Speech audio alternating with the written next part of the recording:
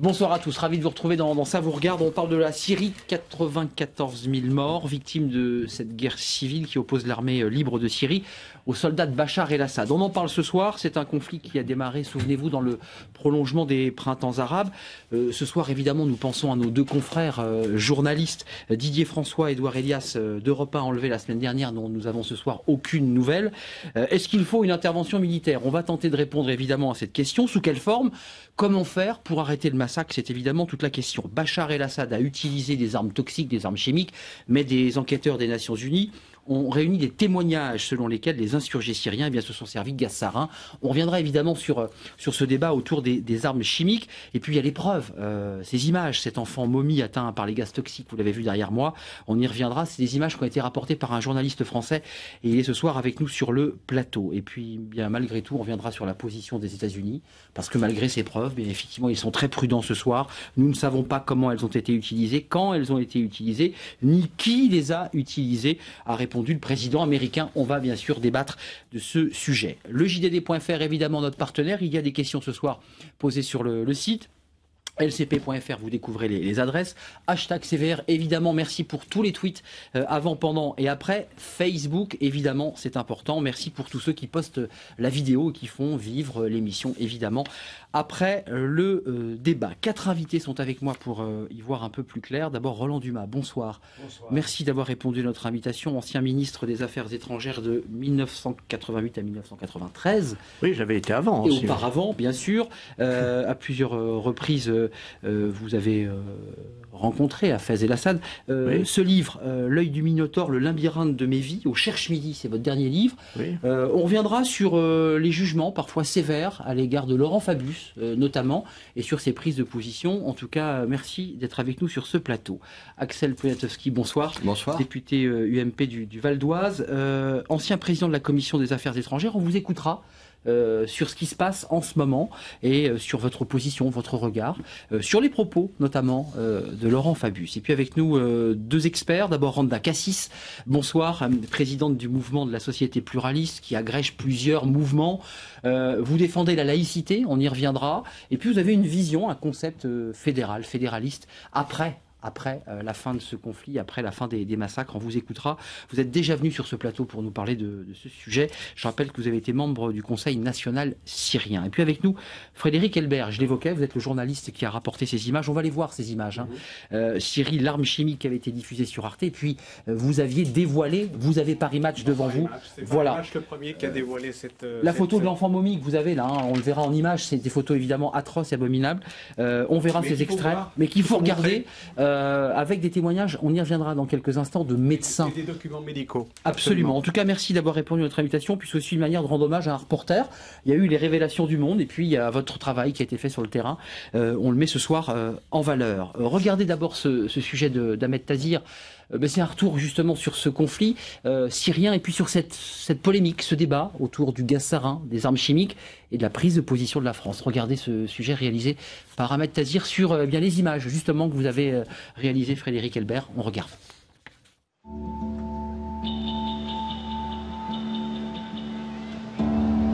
Tripoli, au Liban. Un dispensaire de fortune, le centre médical 24. Des réfugiés syriens venus d'Homs, à 80 km de là, de l'autre côté de la frontière. Omar, 14 ans, est un patient comme on n'en a jamais traité auparavant. Un enfant sorti indemne d'un bombardement il y a presque un an. Les jours passent et les médecins posent un diagnostic édifiant en examinant les blessures du gamin. On trouve la trace de brûlure qui en surgit avec le temps, sans qu'on puisse l'expliquer.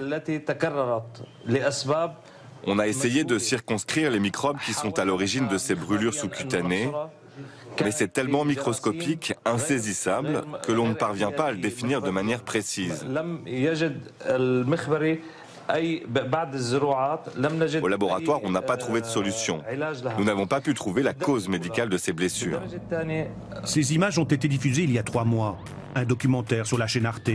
Bien avant les révélations parues dans le quotidien Le Monde, le journaliste Frédéric Elbert dénonçait l'utilisation des armes chimiques en Syrie. Des indices. Désormais, les autorités françaises disposent d'éléments matériels, des éléments à charge contre le régime syrien.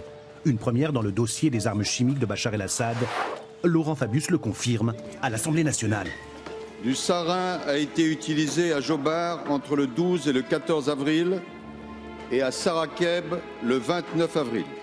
Ils ont été exposés à ce gaz qui est 500 fois plus toxique que le cyanure. Le régime de Bachar el-Assad est-il à l'origine de ces attaques? La réponse est oui. C'est qu'après le reportage de Frédéric Elbert, les journalistes du Monde, cette fois, ont ramené plusieurs échantillons de leur reportage dans les faubourgs de Damas. De l'urine, des cheveux et du sang analysés dans un laboratoire spécialisé du ministère de la Défense. Les résultats des analyses ont été transmis au siège des Nations Unies à New York. Les enquêteurs onusiens, eux, n'excluent pas que les rebelles syriens aient eux aussi utilisé des armes chimiques. Les pays occidentaux affirment depuis plusieurs mois que l'utilisation des armes chimiques est une limite à ne pas franchir pour Bachar el-Assad. De là à intervenir militairement, il y a un pas qu'ils ne franchissent pas. Nous avons apporté des éléments de preuve qui maintenant obligent la communauté internationale à agir. Nous avons cette conférence de Genève qui doit se tenir et ce qui s'est produit en Syrie doit être un élément de plus sur la pression qu'il convient d'exercer sur le régime syrien et aussi sur ses alliés. Si les autorités britanniques confirment les révélations françaises, la Maison-Blanche, elle, prend acte, mais réclame davantage de preuves avant de pouvoir se prononcer. En attendant, le régime syrien gagne des points. Avec son allié, le Hezbollah libanais, il a pris le contrôle de la ville stratégique de Kousseir, bastion des insurgés depuis plus d'un an. Après 2 semaines d'une féroce offensive, un succès important face aux rebelles.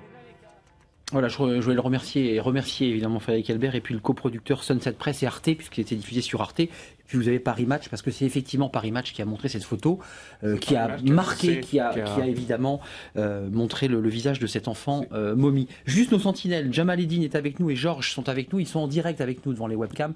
Vous connaissez la formule de l'émission. Juste un petit mot, Frédéric Elbert, une fois n'est pas coutume, je donne la parole aux experts, puis on écoutera évidemment les hommes politiques, ceux qui ont un regard sur cette question, mais je vous ai vu lever un peu les yeux au ciel. Est-ce qu'on n'a pas tendance à minimiser l'utilisation de ce gaz? Parce qu'il y a un vrai débat. Certains disent que ça a été utilisé d'une manière extrêmement sporadique, on ne sait pas exactement. Ou est-ce que vous, sur le terrain, vous avez vu des choses et une utilisation massive de ces gaz? Écoutez, moi j'ai enquêté ça fait 10 mois que je ne fais que ça, que j'enquête uniquement sur cette affaire, que ce soit au Liban ou en Syrie. Il a été fait état et j'ai vu des dizaines et des dizaines de victimes potentiels, diagnostiqués, des documents médicaux. Et il a été fait état au cours des contacts que j'ai eus sur place, sur le terrain, ou via Skype, au téléphone, avec des gens des hôpitaux de fortune, de dizaines et de dizaines d'attaques. Et d'attaques venant systématiquement du régime contre des zones de population civile ou des zones... Ça vous agace, les insurgés? Ça équilibre, les insurgés l'auraient aussi utilisé. C'est pas ça. D'abord, c'est que j'ai aussi, dans ce témoignage dans Paris Match, et sur Arte, fait état d'un témoignage d'un colonel qui appartenait au ministère de la Défense syrien et qui était spécialiste des armes chimiques et qui raconte que ça se manipule pas comme ça, que c'est un programme, c'est très sophistiqué, qu'il faut faire les mélanges juste avant et que les insurgés, les rebelles sont incapables de ça et que la manière dont c'est dosé d'ailleurs très subtilement, puisqu'on s'attendait, on pensait à un système d'attaque massive façon à c'est très ciblé. C'est très ciblé, c'est très subtil, c'est très provocateur et c'est très dans le style Bachar el-Assad. Alors dire que les rebelles l'utilisent aussi, moi je ne sais pas, j'en ai ni la preuve, je ne peux ni affirmer ni confirmer. Par contre, ce que l'on peut dire, c'est que si on dit que les rebelles l'utilisent d'un côté peut-être et que de l'autre côté le régime l'utilise, eh ben à ce moment-là ça s'annule et ça ne sert à rien. Roland Dumas, on va vous écouter sur ce qui se passe sur le plan diplomatique parce que vous avez évidemment un regard, une expertise sur ces questions, mais sur ce point précis du fameux gaz sarin, ce gaz neurotoxique, qu'est-ce que vous dites? Est-ce que Barack Obama et sa prudence est une manière un peu subtile et diplomatique de ne pas s'intéresser au dossier, ou est-ce qu'il a raison d'être prudent? Je crois qu'on ne peut pas taxer Obama de laisser aller. C'est un pays fort, c'est un pays de liberté, c'est un pays qui a pris des positions claires sur le sujet de la région, je dis bien de la région et pas seulement de la Syrie. On doit donc en tenir compte, autant qu'on tient compte de ceux qui rapportent des preuves, soi-disant des preuves. Sur les preuves, moi je suis assez, non pas assez réservé, mais assez prudent. Donc je partage la prudence des États-Unis dans ce domaine. Pourquoi? Parce qu'on a déjà été échaudé. Si vous vous souvenez, par exemple, le débat qui a eu lieu à l'Assemblée des Nations Unies quand le ministre des Affaires étrangères américain, dans le Temple de la Liberté, Colin Powell.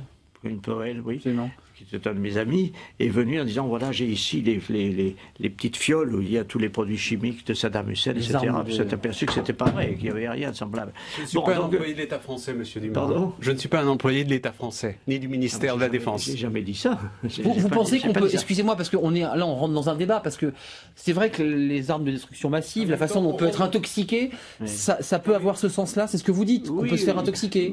Tout le monde a des armes massives. Je vais vous dire, j'ai présidé la première grande conférence sur les armes chimiques en 1900, dans les années 90-95, et j'avais remarqué, du reste quelque chose, je peux le dire aujourd'hui, dans un souci d'objectivité, c'est que tout le monde voulait abolir les armes chimiques, on y a un peu réussi. Le seul pays qui résistait, c'était la Syrie. Donc elle a des armes chimiques, pour le coup, elle avait des armes chimiques. Et son argument était, nous n'avons pas la bombe atomique, nous avons des armes chimiques, nous voulons les conserver. Bon, finalement, on est arrivé à un accord, mais c'est pour dire qu'il est certain qu'ils ont des armes chimiques. Le problème, c'est de savoir s'ils les utilisent. Bon. Alors, juste un tout petit mot, parce que j'en reviens du terrain, et les gens qui sont sur le terrain et qui se battent sur le terrain disent, mais qu'est-ce que c'est que cette histoire d'armes chimiques ? Que vous chipotez à aller chercher une victime, une preuve, un caillou, un morceau de... Alors qu'il y a des milliers de morts, qu'il y a des dizaines de milliers de morts, de blessés, de gens qui sont... Que les massacres continuent des deux côtés et qu'on est là en train de dire, nous, les Occidentaux, donc on a le droit de s'assassiner à coups de poignard, à coups de kalachnikov, à coups de RPG, à coups de canon, mais alors les armes chimiques... Ah là, je vais vous dire, c'est un faux débat. Pour les gens qui se battent, c'est un faux débat. Alors, Roland Dumas, peut-être Planatowski, on est au cœur du sujet. J'ai deux idées en tête. La première, c'était pas de revenir sur l'histoire. Ça dure depuis 2 ans. Il y a des centaines de milliers de morts. Il y a des enfants, etc. Les uns sont pour, les autres sont contre. On n'en sortira jamais. Je voudrais parler de la situation aujourd'hui. Oui. Quels sont les éléments nouveaux qui permettent d'espérer une solution ? Il y a 2 éléments nouveaux. Il y a 2 éléments nouveaux. Premièrement, c'est les derniers combats qui ont marqué les épreuves ces derniers temps. On ne peut pas nier qu'il y a eu une offensive du gouvernement et des autorités. Les troupes de Bachar el-Assad. Bachar el-Assad, et que par conséquent, le pouvoir civil, enfin le pouvoir syrien, regagne du terrain. Bon, c'est comme ça. Donc c'est peut-être aussi un moment qu'il faut saisir. Il n'est pas seul aussi, monsieur Dumas, il faut le dire. C'est ce que j'allais vous dire. Oui. Il est évident qu'il y a le Hezbollah, il y a la Russie. On va y revenir. Il y a l'Iran. Il y a du monde. Marine Le Pen, on l'entendra peut-être, elle parle du Qatar, de l'Arabie Saoudite, qui aide les insurgés contre... Il y a plein de pays dans ce concert. Le camp balance, etc. Ce qui veut dire qu'il faudrait peut-être essayer de réfléchir à un chemin de la paix plutôt qu'un chemin de la guerre. C'est ce que vous dites. Bon. Oui, on va revenir sur les déclarations. Et juste Axel Planatowski. Deuxième raison, c'est qu'il y a un fait nouveau dont j'espère qu'il va prospérer, c'est qu'il y a une promesse de conférence internationale qui doit se tenir dans 6 mois. Bon, c'est un fait nouveau. On ne peut pas le nier. Hein, jusqu'à présent, il n'était pas question. Les uns disaient qu'il faut que Bachar el-Assad s'en aille. Les autres disaient, il est toujours là. Et la conférence est annoncée. Elle est annoncée par les 2 grands. Ce qui n'est pas négligeable. Oui, on parle bien de la conférence de Genève pour qu'on soit bien d'accord. 2 éléments nouveaux qui permettent aujourd'hui de discuter sur des bases nouvelles encore, et qui permettent peut-être d'imaginer des solutions. Alors on va revenir aux déclarations de Laurent Fabius, mais je vais vous entendre sur les gaz toxiques, les gaz chimiques en possession de la Syrie et de la prudence américaine. Qu'est-ce que vous dites ? Vous dites ils ont raison, après tout, regardez ce conflit, Bachar est toujours là, le pouvoir effectivement gagne des combats sur le terrain, il a vacillé, puis finalement Bachar el-Assad est toujours là. Sur les gaz chimiques, que l'on peut dire, c'est qu'il est incontestable qu'il y ait eu des gens victimes de gaz chimiques. Je veux dire, les photos sont là, les films sont là, donc ça c'est incontestable. Il est probable que ces gaz chimiques aient été utilisés par le pouvoir en place. Bien. Sans qu'il y en ait une certitude absolue. Mais c'est probable. Enfin, Laurent Fabius l'affirme, on va y revenir. L'armée britannique aussi. D'accord. Le ministre des Affaires étrangères français l'affirme. Non, mais voilà. Libre à lui de l'affirmer. Moi, je vous dis, c'est probable. Il y a plus de nuances. Moi, je pense qu'il faut toujours. Où ont été saisis les échantillons. Oui, enfin, vous savez, ce sont des pays aussi où les manipulations existent. Bon, je dis simplement, il faut être prudent. Mais les manipulateurs, on sait généralement quel côté. Développer et en rendre Cassis ensuite. Je vais vous laisser la parole dès que vous le souhaitez, mais si je peux terminer. Donc, je veux dire, c'est probable que ça ait été utilisé par le pouvoir en place.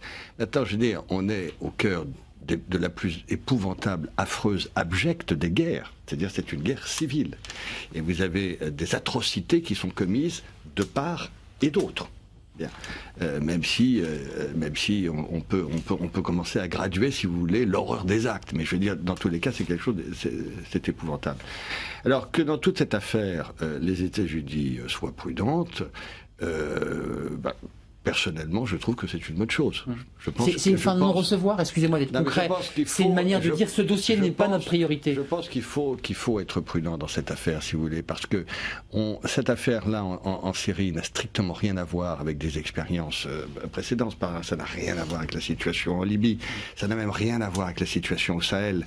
Vous êtes dans une région qui est totalement explosive et on sent bien qu'il y ait des intérêts qui poussent à ce que tout le monde se précipite, n'est-ce pas, dans cette guerre et dans ce véritable chaos. Et je pense que si tel était le cas, et si vous aviez pas un certain nombre de personnalités politiques qui soient aux affaires et qui adoptent une position qui soit relativement prudente et réservée, je pense que nous pourrions aller vers le chaos absolu on va revenir dans cette région. Donc je pense qu'il faut faire preuve d'une certaine prudence. Randa Cassis, la question qui était posée aux internautes du JDD, c'est est-ce qu'il faut une intervention militaire? Parce qu'après tout, c'est ce qu'on entend parfois, il faut intervenir.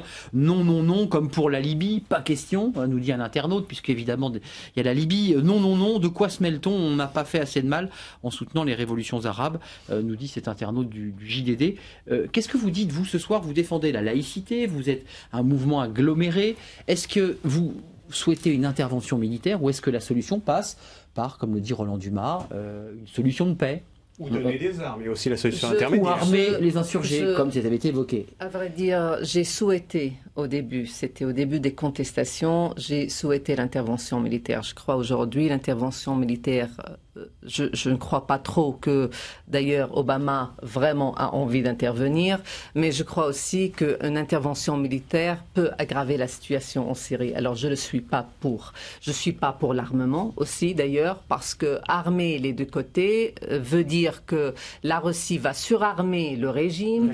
Il y aura, oui, mais ils vont encore surarmer. On aura plus de morts. C'est ça. C'est-à-dire, il n'y aura jamais un équilibre des forces. De toute façon, pourquoi avoir un équilibre aussi des forces? Nous parlons toujours d'un équilibre des forces pour négocier, pour entamer des négociations. Nous pourrons entamer des négociations sans, de toute façon, sans cet équilibre. Parce que nous savons très bien que cette coalition, ce sont quand même les membres de cette coalition sont incompétents, sont arrogants. Il y a pas mal des islamistes qui sont à l'intérieur de cette coalition. Et je crois aussi que la France et l'Angleterre ont fait pas mal d'erreurs. Et je crois qu'aujourd'hui, il est temps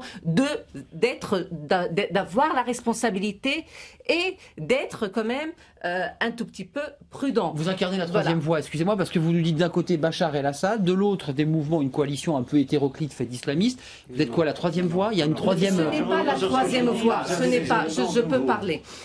Terminer, Randa Cassis et Roland Dumas. Et nos internautes, tout le monde veut parler. Non, ce n'est pas la troisième voie. Ce qui nous intéresse aujourd'hui, ce sont les civils qui payent ce prix-là. Ce sont ni les rebelles, ni le régime. Pour nous et pour pas mal de Syriens, pour pas mal, je parle des combattants bien sûr, je parle pas des civils, je parle des combattants qui sont armés, qui sont à l'intérieur de la Syrie. Ce sont les mêmes parfois, madame. Oui, mais ils sont aussi, ils font des exécutions. Aujourd'hui même, hier même, ils ont exécuté un enfant, un adolescent de 15 ans. Pour blasphème. Vous parlez des insurgés là. Voilà, tout à fait. Moi, je parle des rebelles armés. Je parle des rebelles armés qui sont quand violence même... contre violence, atrocité contre atrocité. Voilà, tout à fait. Alors, il n'y a qu'un équilibre de la terreur. C'est ça ce que nous gagnons. Ce que je crois que les négociations aujourd'hui, à court terme, à vrai dire, il n'y aura pas une solution politique à court terme. Malheureusement, il y aura à moyen terme. La conférence internationale de Genève, celle qui est annoncée? Je ne crois pas qu'il y aura, de toute façon, elle aura lieu le mois de juin. De toute façon, ça a été poussé. Avant, c'était 30 mai. Elle est repoussée chaque mois. Après, voilà, poussée. Vous n'y croyez pas en juin déjà? Non, pas en juin, parce que le régime déjà gagne de terrain. Il a gagné quand même Kousser. Il est en plein offensif. Comment il va discuter? Quand même, il va terminer. Il prépare la bataille d'Alep aujourd'hui. Alors, offensive militaire.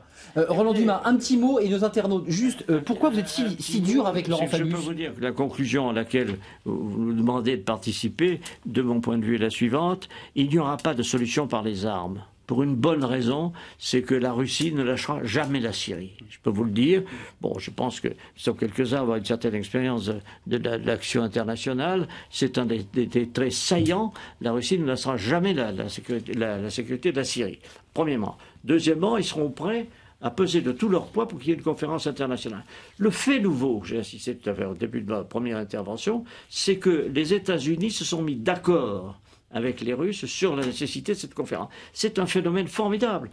Il faut avoir l'expérience que nous avons à quelques-uns ici, des conférences qui démarrent mal. Je me souviens de la conférence sur le Cambodge qui a échoué, j'y étais, et puis qui a réussi la reprise la deuxième fois. C'était pourtant une guerre qui durait, une guerre civile qui durait depuis 20 juste ans. un petit mot, parce qu'on lit quand même que Barack Obama, finalement, a les yeux rivés vers l'Iran et qu'il est obligé de négocier avec la Russie sur ce dossier et qu'il ne peut pas se mettre à dos, excusez-moi l'expression, la Russie sur le dossier syrien. Est-ce on peut analyser les choses de cette manière? Je peux vous dire, peut-être parce que j'ai quelques informations, que jamais la Russie ne laissera tomber la Syrie. Bon, à partir de là, regardez ce qui a été décidé. Les uns arment un camp, ont immédiatement après, ça a été le cas des Russes, qui ont dit, bon, on va fournir des hélicoptères, puis après on va donner des avions. C'est-à-dire, il y aura un surarmement complet qui va se développer. Et en même temps, vous avez à côté une procédure de conférence. Bon, je ne sais pas, elle échouera peut-être. Ouais, elle est repoussée en tout cas, de mois en mois. Elle existe, il faut donc en tenir compte. Frédéric Helbert, il y a deux choses. Randa Kassis dit, attention, c'est pas si simple, les insurgés aussi, c'est hétéroclite, il y a des islamistes, c'est ce qu'on lit un peu partout. D'accord, pas d'accord. Il y a des violences de part et d'autre, on a le sentiment qu'il n'y a pas d'issue, hormis une conférence hypothétique. Évidemment, il y a des violences. Enfin, je veux dire, qu'une guerre, si on a connu l'épreuve de la Bosnie. Vous vous souvenez, monsieur Dumas, et on sait d'ailleurs comment ça s'est terminé, c'est-à-dire qu'il a fallu frapper d'abord un coup militaire avant que, politiquement, ça se débloque à Dayton. Mais qu'au bout de 2 ans et demi de guerre, compte tenu des atrocités qui sont commises d'abord dans un camp, que de l'autre côté... Vous pensez que c'est Bachar el-Assad, c'est asymétrique pour vous? Ça a commencé comment? Pendant 8 mois, ça a été une révolte pacifique, les gens se sont fait allumer. Qui est-ce qui a attaqué le gouvernement légal? C'est quand même les ils ont commencé en levant les mains. Mais si vous voulez, moi c'est pacifique pas... d'abord. C'est pas mon opinion. Moi, je suis un rapporteur d'opinion, je suis un rapporteur d'image. Ce que je vous dis, c'est qu'aujourd'hui, je viens d'une zone qui est une des dernières enclaves libérées, qui s'appelle Yabroud. J'y étais encore il y a quelques jours, avec le médecin qui a d'ailleurs découvert ce phénomène de l'utilisation des armes chimiques. Yabroud est une zone libérée, libre, cernée par l'armée syrienne, où vous trouvez des chrétiens qui s'entendent parfaitement avec des musulmans, et où je n'ai pas vu en une semaine un seul islamiste. Donc il faut. Donc c'est la résistance, une sorte de résistance unifiée. On ne peut pas généraliser selon les zones, selon les endroits. Personne n'est capable de faire un tableau exhaustif de ce qui se passe sur le terrain, de qui est qui, de la proportion, du nombre de combattants qui sont islamistes, pas islamistes, qui viennent de l'étranger ou pas, des rebelles. J'ai vu des types formidables qui sont archéologues de formation, ouvriers, ingénieurs, et qui sont aujourd'hui des rebelles et qui se battent, donc pas de qui se battront jusqu'à la mort avec des vieilles pétoires et pas avec des armes livrées par la Russie. C'est dans 2 camps qui se battent. Axel Poniatowski, vous voulez intervenir? Et nos internautes, parce qu'ils vont tirer les oreilles. Je pense que c'est une erreur dans cette affaire, au bout de 2 ans et demi, de considérer que c'est une seule affaire entre Bachar al-Assad et son régime et les insurgés. Je crois que c'est beaucoup plus compliqué que ça. Si ça n'avait été que ça, le régime de Bachar al-Assad aurait probablement déjà été renversé. Et la situation aujourd'hui est beaucoup plus complexe. Si vous voulez, vous avez Bachar al-Assad d'un côté, mais avec... Bon, bien sûr, la Russie, mais surtout avec l'Iran et le Hezbollah. Je veux dire, sans l'Iran et le Hezbollah, Bachar al-Assad n'aurait pas tenu. Vous avez des insurgés de l'autre, mais les insurgés qui sont d'ores et déjà armés, peut-être pas suffisamment, mais on sait très bien qu'ils sont déjà armés par toute la puissance sunnite de toute la région. Autrement dit, vous avez des acteurs qui sont déjà très nombreux. En rajouter encore... C'est-à-dire encore intervention militaire. Ce serait une profonde erreur. Et je crois tout de même, simplement pour conclure là-dessus, je crois quand même qu'on peut commencer un peu à se baser sur l'expérience de ces 20 dernières années. Si vous voulez, les États-Unis sont quand même aperçus que l'Afghanistan, ça n'avait pas été génial, que l'Irak avait été une profonde erreur. On ne va pas de nouveau remettre cela en Syrie. Donc je pense qu'aujourd'hui... Vous y mettez la Libye aussi? Ou vous considérez que la Libye, c'est un autre dossier? La Libye aurait été une situation beaucoup plus simple. C'est plus simple. Avec une population très faible, beaucoup plus simple. Et on n'est pas du tout, si vous voulez, dans le chaudron syrien qui est extraordinairement compliqué. Alors, Jamal Eddine, votre question, et puis Georges qui est avec nous, je les salue tous les deux parce qu'ils sont avec nous de plein pied dans le débat. Votre question, Jamal Eddine, s'il vous plaît. Moi, quand j'entends un tel discours, force est de constater que Bachar al-Assad, quand je vois la dame, madame, qui passait aux antipodes de son propre discours qu'elle tenait il n'y a pas longtemps, force est de constater que Bachar al-Assad a réussi, je m'excuse avant de poser la question, ce monsieur a réussi à monter un tel scénario qu'il est devenu le rempart des chiites contre la déferlante takfiriste islamiste, à faire des progressistes arabes et musulmans comme madame, qui sont sincères, à en faire des alliés de Bachar parce qu'ils craignent l'islamisme, à faire des occidentaux, ils ont peur de livrer des armes aux rebelles, parce que ils ont peur que ça tombe entre les mains des djihadistes takfiristes. Ils ont réussi à dire à Israël de façon indirecte qu'il n'a jamais été aussi tranquille à ses frontières syriennes qu'avec Bachar al-Assad, et que si jamais Bachar tombe, Israël aura un foyer de tension qu'il ne pourra plus contrôler. Et on dit à Bachar al-Assad d'aujourd'hui, oui, il n'y a pas de problème, tu passes ton peuple à la moulinette, tu peux le hacher menu, à partir du moment que tu n'utilises pas les armes chimiques. C'est trop tard. Pourquoi? Parce que les armes chimiques, c'est une menace contre Israël. C'est pour ça que l'Occident, d'une manière générale, est en train de dire, le peuple syrien, tu peux le couper haché menu, mais les armes chimiques, non. Parce que là, on rentre dans une autre logique. Alors, Jamaluddin, voilà, c'est génial parce que parfois les internautes amènent comme ça une sorte de là, tout le monde était d'accord, ou en tout cas a entendu. Un peu inconsidéré. C'est inconsidéré ce que dit. Non, par exemple, sur le peuple syrien. Ça, c'est trop. Il aime bien simplifier. C'est trop complexe. Non, je m'excuse, c'est pas deux camps aujourd'hui. On n'est plus dans deux camps, le camp de bien, le camp du mal. Il faut quand même, savoir. En Syrie même. Qui, madame, a libéré les djihadistes? Qui, madame, a libéré des centaines de djihadistes? Oui, mais qui vous a dit? Je suis sûre, oui, et je le dis, que Assad a bien créé ce scénario et les opposants ont bien réalisé par leurs crimes. Aussi, il y a des rebelles islamistes, bien sûr qu'il y en a. Ça fait quand même pas mal de temps qu'ils existent et qu'ils font des crimes. C'est une position marquée par le suivisme à l'égard des États-Unis et de l'État d'Israël, politique de va en guerre qui rompt avec la tradition de la France, tradition qui recherche la paix. C'est vous qui prononcez ces mots, et c'est à l'égard de Laurent Fabius. On est sur un débat sur guerre ou pas guerre, et sur un débat, attention l'islamisme des insurgés, puis c'est ce qu'on entend sur le plateau. Vous êtes d'accord avec ce côté binaire ou c'est plus compliqué que cela? C'est très compliqué du fait de l'agrégation de tout le monde qui est là, c'est évident, mais en substance c'est ça. Ces deux camps qui s'affrontent. Moi, je vais vous dire quelque chose. J'étais il y a 2 ans à peu près, avant que les hostilités commencent en Syrie. Je me trouvais en Angleterre, par exemple, pour d'autres choses, pas du tout de la Syrie. J'ai rencontré des responsables anglais. Et quelques-uns qui sont mes amis m'ont avoué, en me sollicitant, qu'il se préparait quelque chose en Syrie. C'était en Angleterre et pas en Amérique. L'Angleterre préparait l'invasion des rebelles en Syrie. Et on m'a même demandé à moi, sous le prétexte que j'étais ancien ministre des Affaires étrangères, si je participerais comme ça. J'ai évidemment dit le contraire. J'ai dit, écoutez, moi, je suis français, ça ne m'intéresse pas. Mais c'est pour dire que cette opération vient de très loin. Elle a été préparée, conçue, organisée. Dans quel but Excusez-moi, dans quel but? L'idée de renverser Bachar, c'était quoi le but? La finalité? Mais dans le but très simple, de destituer le gouvernement syrien, parce que dans la région, il est important de savoir que ce régime syrien a des propos anti-israéliens. Et que par conséquent, tout ce qui bouge dans la région autour, moi j'ai la confidence du Premier ministre israélien qui remonte très longtemps, qui m'avait dit on essaiera de s'entendre avec le Premier ministre, avec les États autour. Et ceux qui ne s'entendront pas, on les abattra. C'est une politique, c'est une conception de l'histoire. Pourquoi pas, après tout? Mais il faut le savoir. Frédéric Elbert, Laurent Fabius va trop loin quand il affirme ici à l'Assemblée qu'effectivement l'arme chimique, et puis que derrière, évidemment, il y a cette espèce d'idée que la guerre est proche. Laurent Fabius a des déclarations qui ne sont pas des déclarations d'un ministre des Affaires étrangères quand il dit Bachar el-Assad ne devrait pas exister, ou alors qui passe aux actes, qu'il envoie ses avions bombarder le palais de Bachar el-Assad comme on l'a fait avec Kadhafi. Ce que je veux dire, c'est que c'est la diplomatie. Ce qui est intéressant, encore une fois, c'est pas ce que je pense, c'est ce que pensent les gens sur le terrain. Moi, je veux bien aller demain à Damas si le régime de Damas est prêt à m'accueillir. Et je veux dire, pour l'instant, je suis allé du côté rebelle parce que c'est là qu'on a accepté de m'ouvrir les portes. De ce côté et du côté des rebelles, On vous dit, mais c'est quoi votre diplomatie? C'est quoi? C'est la diplomatie excusez-moi, du pipeau, de la parole, de la tchatch, que de la tchatch. On va armer un jour, et puis le lendemain on n'arme pas, et puis il faut que ce monstre disparaisse. Mais qu'est-ce qu'on fait concrètement? Beaucoup de mots. C'est des mots, et les gens nous en veulent. Et c'est pour ça, d'ailleurs, vous avez parlé de journalistes, nos confrères qui ont été enlevés.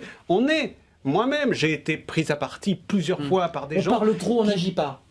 C'est ce que les gens qui sont sur le terrain nous reprochent. Axel Poniatowski, l'ancien l'ancien président de la Commission des Affaires étrangères. Le ministre s'exprime dans l'hémicycle. On a le sentiment que la guerre est là. Je suis un peu gêné par les propos de Laurent Fabius depuis qu'il est ministre des Affaires étrangères. Je veux dire, je suis à chacune de ses auditions à la Commission des Affaires étrangères. Il y a des propos qui parfois sont un peu inquiétants et qui parfois sont extrêmement confus. Autrement dit, la position de la France a été d'être très en avant, par exemple, sur la livraison des armes. On voit bien qu'elle fait marche arrière, heureusement, poussée par nos partenaires de l'Union européenne, parce que, mis à part les Anglais, je veux dire, personne n'est pour. Bon, alors là, on voit bien Laurent Fabius qui revient un petit peu en arrière et qui dit que ce sera qu'à l'été qu'on connaîtra exactement les conditions possibles pour la livraison de ces armes. J'espère que la France ne mettra pas le pied là-dedans, dans la livraison des armes. Parce que la livraison des armes, vous savez à qui vous les livrez, vous n'avez aucune idée de là où elles vont. Bon, je pense que... Vous avez tout à fait raison, je partage ce point de vue. Je partage votre point de vue. Ce que je voulais dire, c'est que, au fond, ce qui me paraît le plus critiquable dans la position française, c'est pas simplement, c'est un sentiment, etc. C'est le fait que, dès le départ, il y a plusieurs mois, le ministre des Affaires étrangères de la France ait pu dire « il n'y aura pas de négociation tant que Bachar el-Assad sera au pouvoir ». Quand Bachar el-Assad sera parti, on pourra parler. Ce qui n'est pas le cas aujourd'hui, il est là. Voilà. La conférence doit avoir lieu. La position de la France est enlisée complètement. Non, mais ça a été, vous avez tout à fait raison. Vous avez tout à fait raison. Et ça avait été une déclaration extrêmement imprudente de Laurent Fabius et qu'il avait faite. Pourquoi? Parce qu'il était convaincu que Bachar el-Assad serait renversé dans les 3 mois. Et ça ne s'est pas produit. Alors attendez. Et par conséquent, aujourd'hui, il est piégé par ses propres propos. Vous m'autorisez, Randa Cassis? Défaut d'analyse pour des gens sérieux. Alors, messieurs, Randa Cassis va prendre la parole, mais regardez, Georges va la prendre d'abord avant Randa Cassis, et vous l'avez juste après. Peut-être est-ce une question d'ailleurs qui vous est posée, parce que tout à l'heure Jamal Eddine s'est exprimé suite à vos propos. Peut-être, Georges, que je salue, dites-nous, vous avez vécu de très nombreuses années en Afrique, comment vous regardez ce dossier? Eh bien, je vois ce dossier, malheureusement, comme beaucoup d'autres, un peu d'amateurisme dans la politique française, un manque de connaissance du peuple, des traditions de ces pays. Nous avons affaire à des pays qui sont depuis des années gouvernés par des dictateurs, par des gens qui connaissent bien leur pays. Nous avons vu ce que ça a fait de détruire le dictateur en Yougoslavie. Nous avons vu ce que ça a fait de détruire le dictateur en Irak. Comment ça se passe dans un autre pays où on est parti depuis peu de temps? Qu'est-ce que ça a fait de détruire le dictateur de Libye? Bien que ça ne soit pas le même problème, hein. Bien que ce ne soit pas le même problème. Georges, vous n'allez pas faire la liste de tous les dictateurs qui ont été renversés ou pas. Juste une question, et pour qu'on écoute Randa Cassis, vous nous dites, comme ça pour synthétiser, ça fera avancer le débat, c'est un peu une erreur que les démocraties ont à vouloir renverser les dictateurs. Mais renverser les dictateurs, je suis d'accord qu'il faudrait les renverser, mais les renverser avec la complicité d'une négociation, avec une étude de ce qui se passe réellement dans le pays, la connaissance du terrain. Merci, Georges. On envoie des diplomates qui sont des braves gens, des ronds de cuir, qui connaissent pas le pays. Bon, et ben voilà, c'est dit. Et qui disent on va envoyer l'armée. Ah, et quoi après l'armée? Parfait. Non. Merci Georges. Un peu aux conséquences. Merci, c'est très intéressant parce qu'il y a comme ça un côté un peu naïf et simple, mais qui révèle. Randa Cassis, ce qu'on entend là chez notre internaute Georges, avec une sorte de vision comme ça, c'est finalement c'est compliqué parce que dès qu'on touche au dictateur et qu'on le renverse, on crée derrière le chaos. Qu'est-ce que ce soir vous dites? Vous étiez sur ce plateau il y a un an en disant c'est possible, Bachar el-Assad va tomber, c'est imminent, il n'est pas tombé, il est là ce soir au pouvoir, en conquête militaire d'ailleurs, on l'a dit sur ce plateau. Qu'est-ce qui peut se passer selon vous, vous qui connaissez bien le terrain et ce pays? C'est-à-dire, oui, c'est vrai, il y a un an et quelques même, c'est 1 an et demi, je l'ai sous-estimé. Oui, j'ai cru, vraiment j'ai cru qu'on pouvait le faire chuter, surtout quand les contestations étaient vraiment pacifiques. quand on est passé à l'autre phase, c'est-à-dire la militarisation de cette révolte, c'est là où malheureusement... Récupération ou militarisation?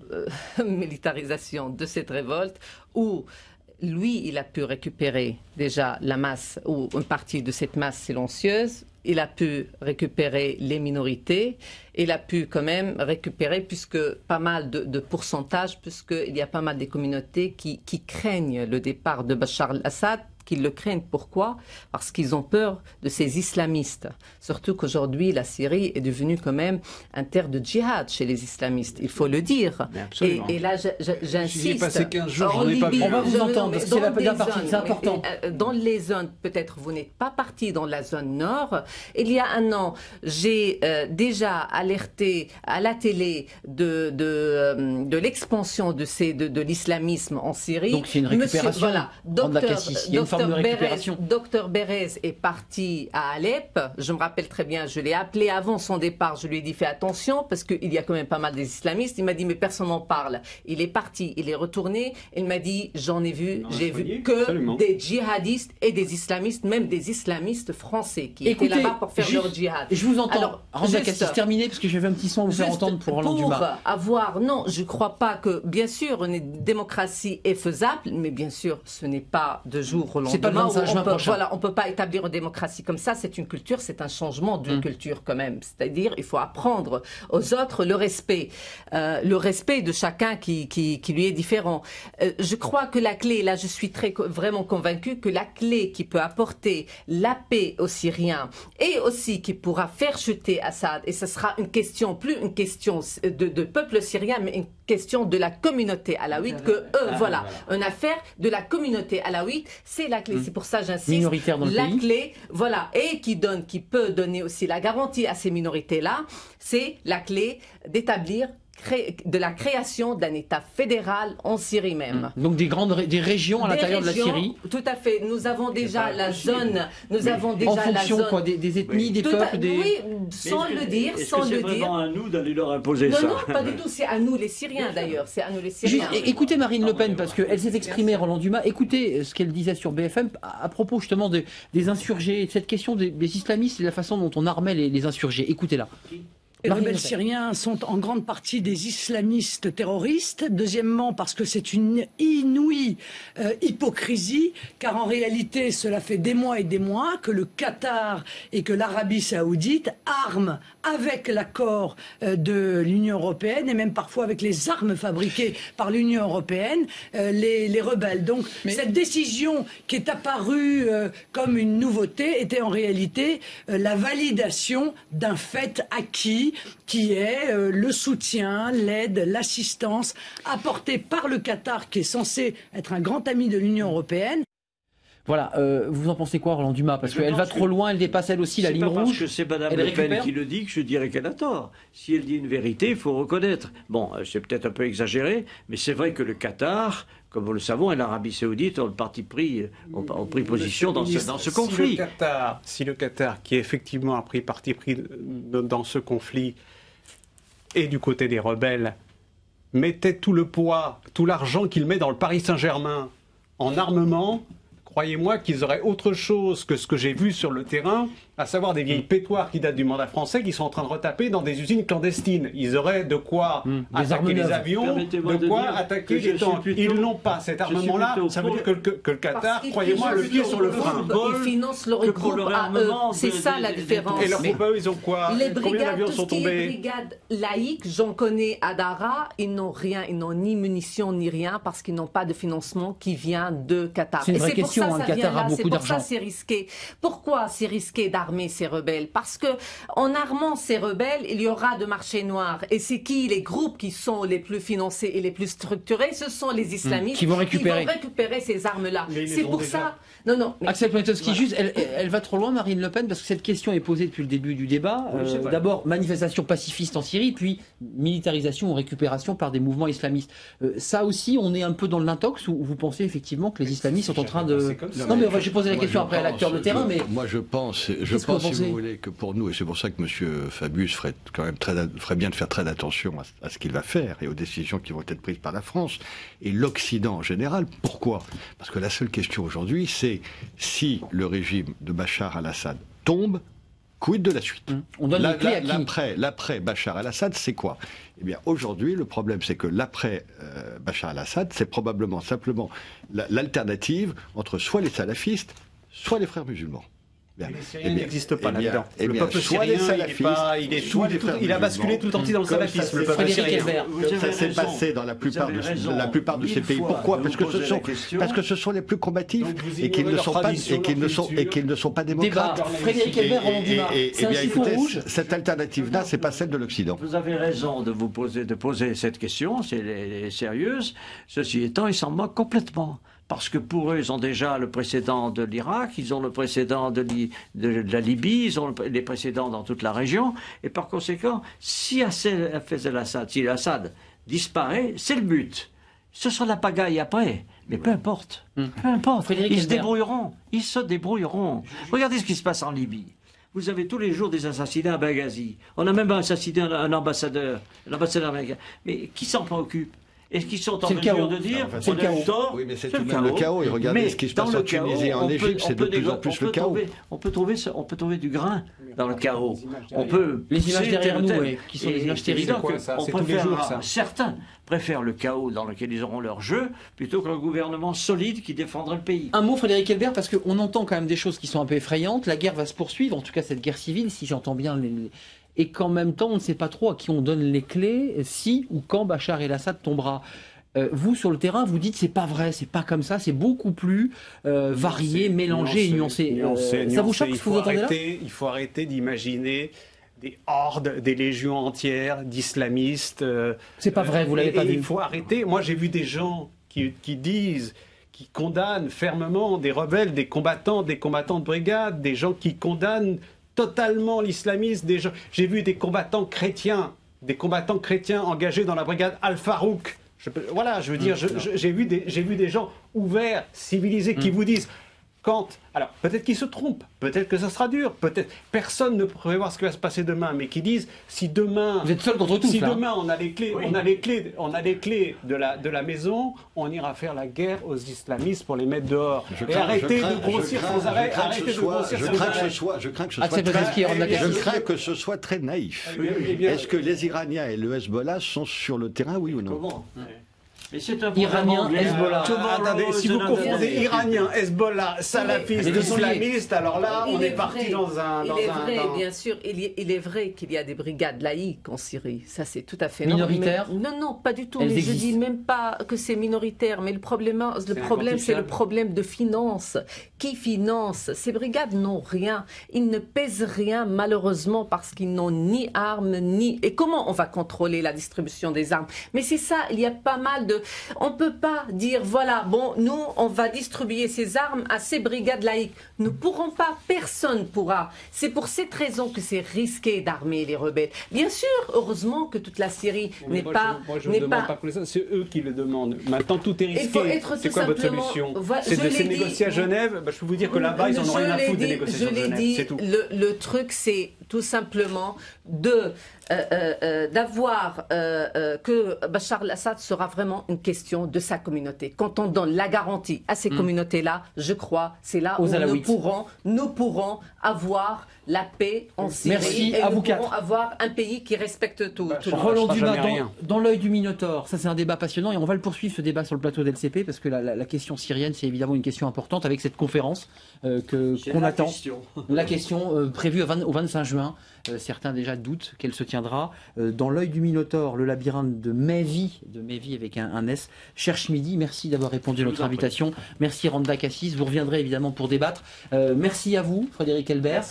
Paris Match à lire, évidemment à découvrir peut-être dans les semaines à venir. Votre travail. J'ai un reportage que je viens de signer. À découvrir dans les colonnes de Match qui sort le jeudi.